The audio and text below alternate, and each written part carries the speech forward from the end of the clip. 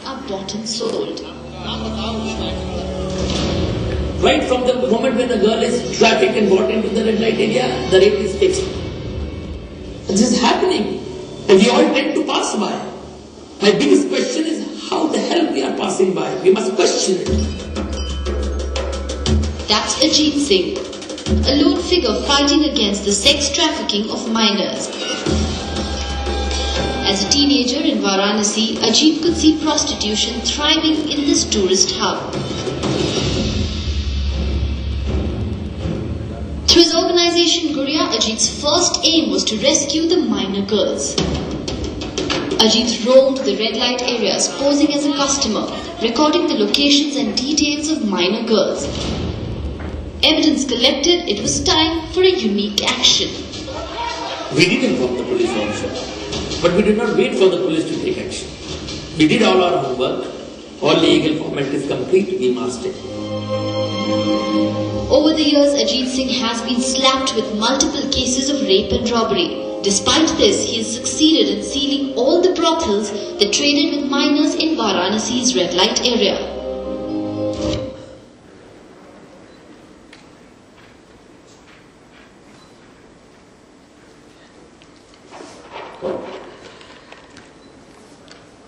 Respected Chairperson, Mr. Rabi San, CII members, our chair here of the session, Honorable Hegde ji, Sadhguru ji.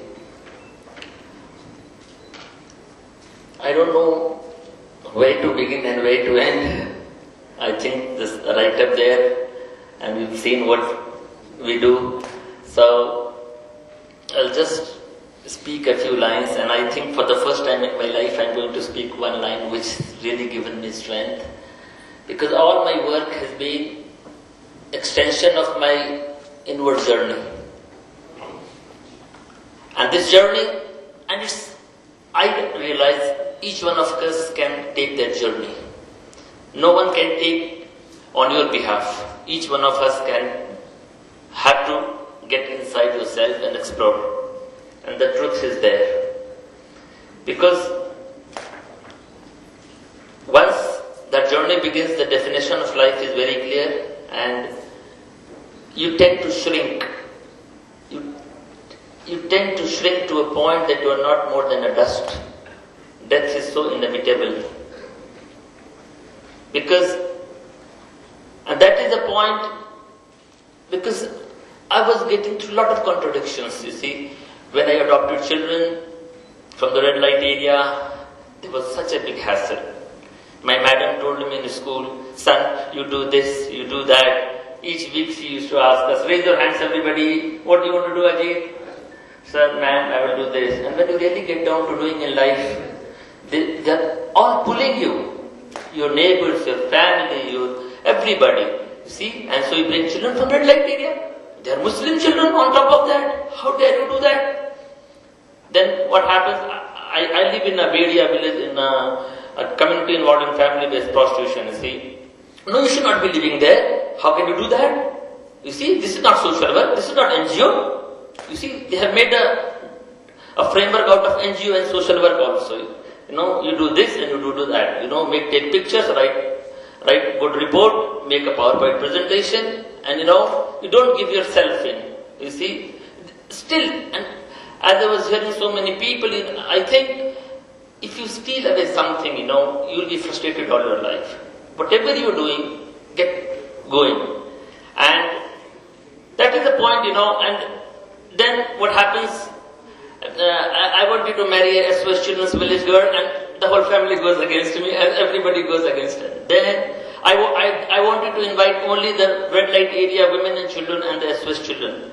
Again, there's a problem. See, what I'm trying to say is, if you are not composed mentally, you will go crazy. What will you fight the system? See?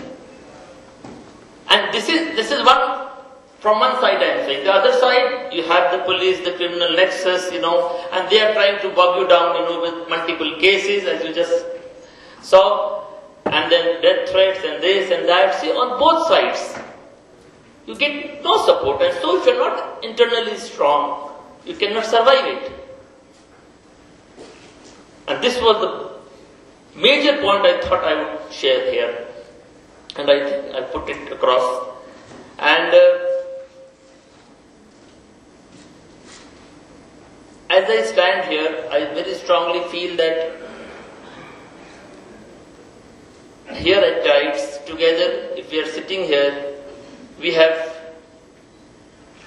contributed. Just by coming here together this evening and talking about an issue, you've helped the issue. We have not kept quiet. We have questioned. And we have stood by the birds, the trees, the river, the children, the women. That is all I have to say this evening. Thank you, ladies and gentlemen. Thank you so much, Ajeet sir.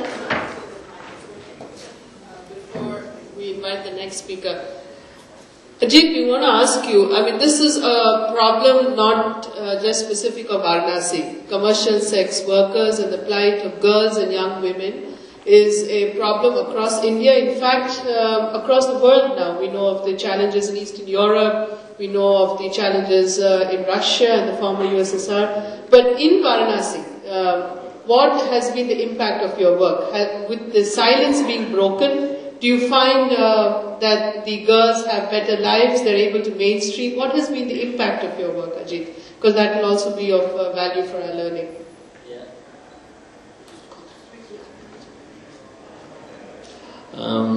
I think that was a very good question, actually. And I told all my friends, we have to start from a point. Just take one red light area. Set an example, you see. And this is the first red light area of the whole country, which is child prostitution free red light area. Okay. We've got it in spite of all the threats, the bullets we have faced. I told you the attack from both sides. The societal part I told you, and it's very difficult. That was the most difficult time of my life. Facing the bullets of the traffickers and brothel keepers and cases by police is not very strong. When you get rebuttal from the society and for years continuously you get it. That was the most difficult time of my life. I can tell you that much. So, and we've got the brothel seized. We have not even a single child prostitute we can find in the Varanasi red light area. And I think people are beginning to learn from what we have done. Even the US Congress delegation came right into the red light area. They stayed for 1 hour. They wanted to know how have you really done it. And I told them the whole vision is like, it's just not about condom distribution. It's not about just education, because then what happens? I realize we are making educated girls into prostitution, basically. We must fight the core issue, that is trafficking, rape and murder of girls every day. That has to be understood. And if you take up that, then you have to fight the criminal nexus, the police, the politicians, the mafias, and UP is one step ahead in crime, I think. So it's difficult to go with that, but still we have been able to do that. Yeah, the change is there, it's visible.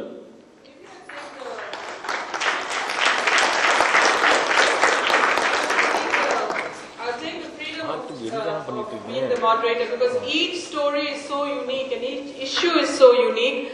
I think we could take one question from the audience so that we have, while Ajeet is here, and we keep the continuity. Anybody from the audience who would like to ask Ajeet?